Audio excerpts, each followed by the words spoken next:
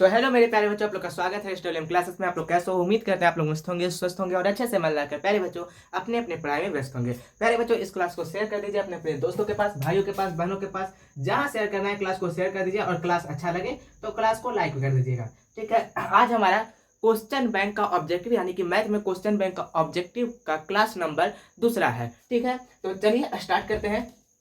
पिछले क्लास में मैंने आप सभी का 10 ऑब्जेक्टिव कराया था। ठीक है, उसके बाद फिर लिख लिख कर हम आपको पहले ही बता दिए थे कि ऐसे ही हम ऑब्जेक्टिव कराएंगे, कितना भी टाइम लगे लेकिन ऑब्जेक्टिव ऐसे ही होगा, और ऐसे ऑब्जेक्टिव कराने में आपका ज़्यादा फायदा होगा। एक क्वेश्चन लिखेंगे, उसका सॉल्यूशन करेंगे, फिर उससे आपका जो दिमाग है बहुत ज़्यादा आगे बढ़ेगा। तो चलिए स्टार्ट करते हैं। ठीक है, सबसे पहला यहाँ पर ऑब्जेक्टिव क्वेश्चन है। ठीक है, सबसे पहला ऑब्जेक्टिव क्वेश्चन आपके सामने रहा।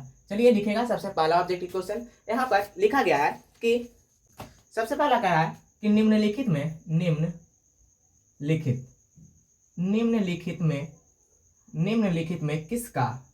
में किसका दशमलव प्रसार शांत है।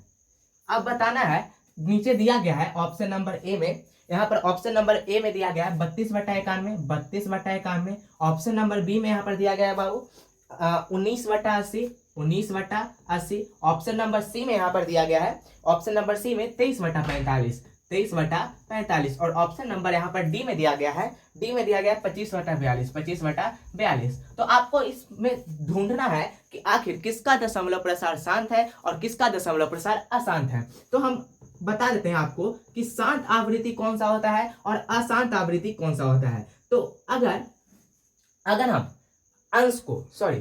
हम हर को तोड़ते हैं और उसे तोड़ने पर यानी कि उसका अभाज्य गुणनखंड करने पर वो 2 के पावर m और 5 के पावर n के रूप में आ जाए तो उसका दशमलव प्रसार क्या होता है? शांत होता है। जब हम किसी हर को तोड़ते हैं तो देखिए यहाँ पर तोड़िए, क्या 91 का दशमलव प्रसार शांत होगा? नीचे वाला देखना है, हमेशा नीचे वाला। तो क्या इस हर का दशमलव प्रसार शांत होगा? तो देखते हैं, 91 को तोड़िए। 91 को तोड़ेंगे तो पहले ही 7 बार में लग जाएगा, 13 7 91। तो इसका दशमलव प्रसार तो शांत हो नहीं सकता है। दूसरा देखिए 19/80, क्या इसका दशमलव प्रसार शांत होगा? तो देखिए 80 को तोड़िए, हमेशा हम क्या कहें, हर को तोड़ना है। तो 80 को तोड़िए, 2 से तोड़िए 40 बार में, फिर 2 से तोड़िए 20 बार में, फिर 2 से लगाइए 10 बार में, उसके बाद 2 से 5 बार में, फिर 5 से 1 बार में। तो अब हमको ये बताओ क्या ये 2 और 5 के रूप में आया कि नहीं? हाँ, देखिए यहाँ पर आ गया। 80 बराबर अगर हम लिख सकते हैं तो क्या लिख सकते हैं? 2 गुना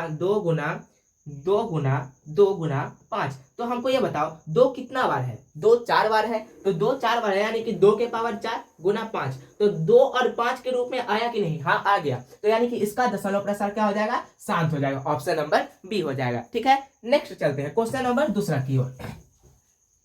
क्वेश्चन नंबर दूसरा यहाँ पे कह रहा है कि बताइए, यदि p फंक्शन ऑफ x बराबर, दूसरा कह रहा है यदि p फंक्शन ऑफ x बराबर x square minus 2x minus 3, x square minus 2x और माइनस 3 है तो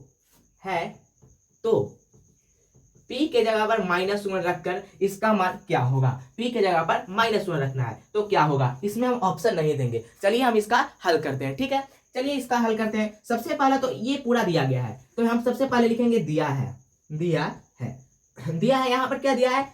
x स्क्वायर माइनस का 2x माइनस का 3। ठीक है, ये दिया गया है। अब उसके बाद हमें रखना क्या है बाबू? यहाँ पर रखना क्या है? x की जगह पर क्या रखना है? x की जगह पर -1 रखना है। जहां जहां x है वहां -1। तो यानी कि यहाँ पर x है तो यहाँ पर -1 का क्या हो जाएगा? Whole square. माइनस तो माइनस, 2 तो 2, गुना, कुछ नहीं तो गुना। अब x की जगह पर क्या रखना है? -1 रखना है। क्या रखना है? -1। तो यानी कि -1 यहाँ पर रखेंगे, फिर यहाँ पर -3 है तो -3। ठीक है, समझ में आया? इतना समझ में आया तो कमेंट बॉक्स में लिख दीजिए हाँ सर समझ में आ गया। नेक्स्ट यहाँ पर अब 1 का स्क्वायर क्या होता है? -1 का स्क्वायर क्या होता है? अगर हम -1 गुना -1 करेंगे तो क्या होगा? देखिए सर, माइनस से माइनस खत्म हो जाएगा, -1 का स्क्वायर 1 होगा। तो यहाँ पर 1 लिख देंगे। अब देखो माइनस, यहाँ पर भी माइनस है और यहाँ पर भी माइनस है। तो देखो बाबू, -2 में -1 से गुना करेंगे तो क्या होगा? -2 में -1 से गुना करेंगे तो यहाँ पर क्या हो जाएगा? प्लस का यहाँ पर हो जाएगा 2, क्योंकि माइनस माइनस प्लस होता है। अब उसके बाद यहाँ पर क्या है, माइनस का 3। अब इसको अच्छे से करो, 2 और 1 कितना होता है 3, माइनस में 3, 3 में से 3 घटा दो 0।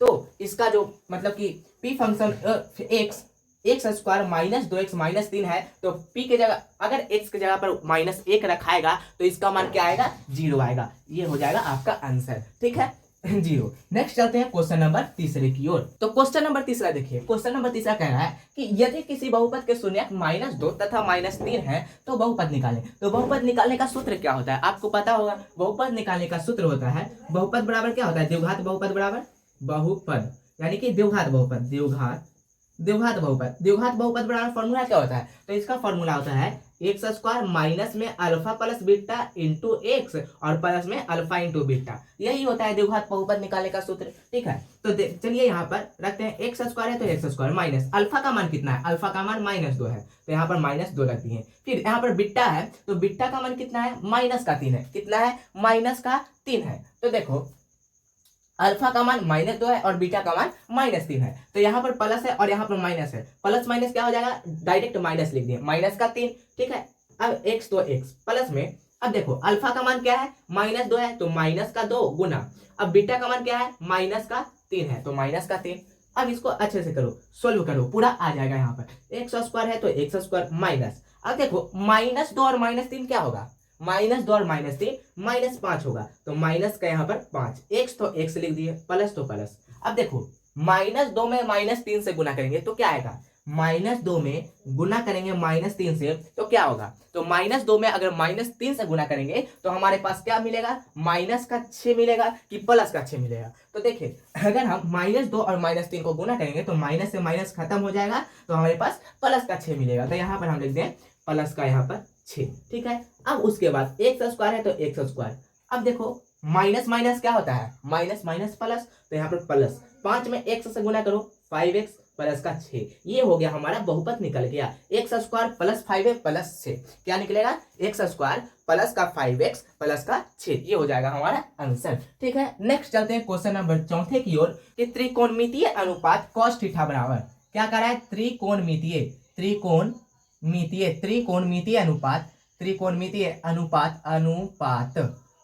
त्रिकोणमितीय अनुपात cos थीटा बराबर क्या होता है, cos थीटा बराबर क्या होता है आपको पता है। यहाँ पर ऑप्शन में वही दिया गया है, इसका फॉर्मूला पूछ रहा है कि त्रिकोणमितीय अनुपात cos थीटा का फॉर्मूला क्या होता है। तो सर देखिए cos थीटा का जो फॉर्मूला होता है वो होता है क्या होता है, यहाँ पर होता है आधार बटा कर्ण। क्या होता है, cos थीटा का फॉर्मूला आधार बटा कर्ण, तो ये हो जाएगा आपका सही उत्तर, ठीक है। नेक्स्ट चलते हैं क्वेश्चन नंबर चौथा के बाद क्वेश्चन नंबर 5वां की ओर। इसका आंसर क्या हो जाएगा, आधार बटा कर्ण, जो कि ऑप्शन नंबर सी में दिया गया है, ठीक है। नेक्स्ट चलते हैं क्वेश्चन नंबर 5वां की ओर। कर रहा है यहाँ पर कि निम्नलिखित में लंब बटा आधार किसके बराबर है, किसके बराबर है। अब हमको ये बताओ बाबू, निम्नलिखित में लंब बटा आधार किसके बराबर है। ऑप्शन ए में यहाँ पर दिया गया है cos थीटा, ऑप्शन बी में यहाँ पर दिया गया है tan थीटा, ऑप्शन सी में दिया गया है यहाँ पर बाबू, यहाँ पर ऑप्शन सी में दिया गया है sec थीटा, और ऑप्शन डी में यहाँ पर दिया गया है sin थीटा। तो हमको ये बताओ लंब बटा आधार किसके बराबर है, लंब बटा आधार किसका फॉर्मूला है। तो हमको पता है लंब बटा आधार जो है वो tan थीटा का फॉर्मूला है, ऑप्शन नंबर क्या हो जाएगा, बी हो जाएगा, ठीक है। नेक्स्ट चलते हैं क्वेश्चन नंबर 5वां की ओर, बाद क्वेश्चन नंबर 6 की ओर। क्वेश्चन नंबर 6 यहाँ पर कह रहा है कि बताइए निम्नलिखित में कौन इकाई के बराबर नहीं है। निम्नलिखित में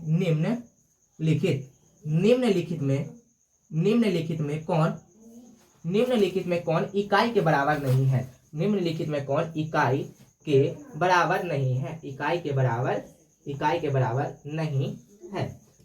निम्नलिखित में कौन इकाई के बराबर नहीं है। ऑप्शन ए में यहाँ पर दिया गया बाबू sin theta into cosec theta, option B में यहाँ पर दिया गया है, ऑप्शन बी दिया गया है cos theta into sec theta, cos theta into में सेक थीटा, ठीक है। ऑप्शन नंबर सी यहाँ पर दिया गया है, tan theta into cot theta, उसके बाद ऑप्शन नंबर डी में यहाँ पर दिया गया है sin theta into tan theta, tan theta. तो हमको ये बताओ निम्नलिखित में कौन इकाई के बराबर नहीं है। अब देखो यहाँ पर ज्यादा हड़बड़ाना नहीं है, बस इकाई का मतलब क्या होता है, इकाई का मतलब होता है एक, क्या होता है, एक होता है। तो हमको ये बताओ sine theta into cosec theta, ये एक फॉर्मूला है कि नहीं। हाँ सर, तो इसका फॉर्मूला क्या होता है, sine theta into cosec theta बराबर एक। तो एक के बराबर है कि नहीं। हाँ सर है, इकाई के बराबर है। नेक्स्ट देखते हैं यहाँ पर, नेक्स्ट देखते हैं, कह रहा है कि cos theta into sec theta. तो ये फॉर्मूला है सर, ये फॉर्मूला है। तो cos theta into sec theta बराबर क्या होता है, 1 होता है। ये भी फॉर्मूला है। फिर tan theta into cot theta बराबर क्या होता है, इसके बराबर 1 होता है। तो ये भी इकाई के बराबर है। तो अब हमको ये बताओ कभी भी क्या आप लोगों ने sine theta into tan theta देखा है, कभी भी नहीं। कभी भी हम लोगों ने sine theta into tan theta आज तक नहीं देखा है, ये कभी फॉर्मूला ही नहीं हो सकता है। तो ऑप्शन नंबर डी, इसका ये इकाई के बराबर नहीं है, ये क्या है, इकाई के बराबर नहीं है। नेक्स्ट चलते हैं क्वेश्चन नंबर 6 के बाद क्वेश्चन नंबर 7वां की ओर। ठीक है, क्वेश्चन नंबर किसके, क्वेश्चन नंबर 7वां की ओर। क्वेश्चन नंबर 7वां यहाँ पर क्या है, 7वां क्वेश्चन कह रहा है कि चलिए यहाँ पर कि बताइए, अब यहाँ पर कह रहा है कि निम्नलिखित में कौन इकाई के बराबर है। निम्नलिखित में